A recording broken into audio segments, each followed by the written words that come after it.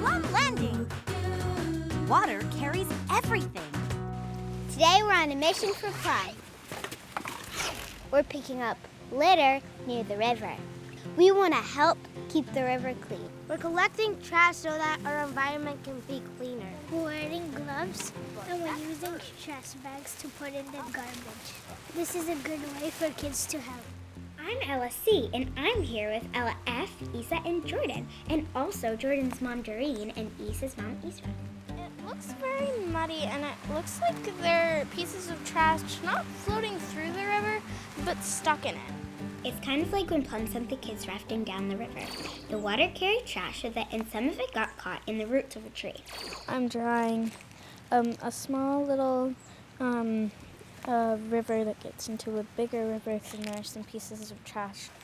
We're going to meet Julie. She's a scientist from the Charles River Watershed Association. She tests the water to see how clean it is. Hi, guys.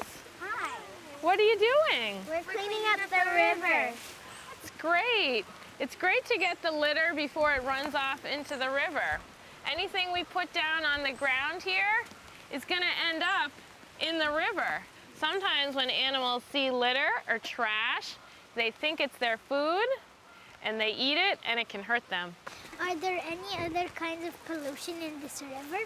Yes, there is. Unfortunately, there's a lot of pollutants that we can't see. A pollutant is something that is harmful to the environment, like trash. You guys want to see the ways we look for some of that other pollution? Yes. All right, guys, we're going to run some tests to try and see what kind of pollution, the kind that you can't see, might be in this waterway. To do the testing, we need to collect some water. First, we needed to measure the temperature of the water. This is a thermometer that's going to take the water's temperature.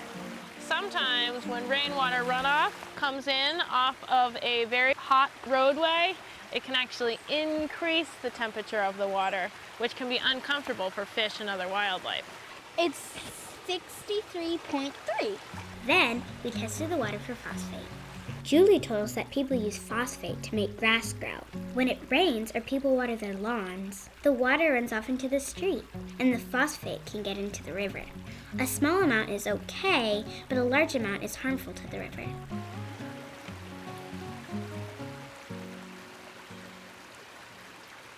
So I think we're looking at a reading of 0.25. That's not uncommon after a rainstorm to see some signs of nutrient pollution coming into your river. My mom is gonna do the next test. It's called our Secchi disc. So we have this disc with a very distinct black and white pattern on it, and we're gonna drop it down into the river. The Secchi disc tells us how cloudy the water is, which shows us how much sediment or dirt is in the water.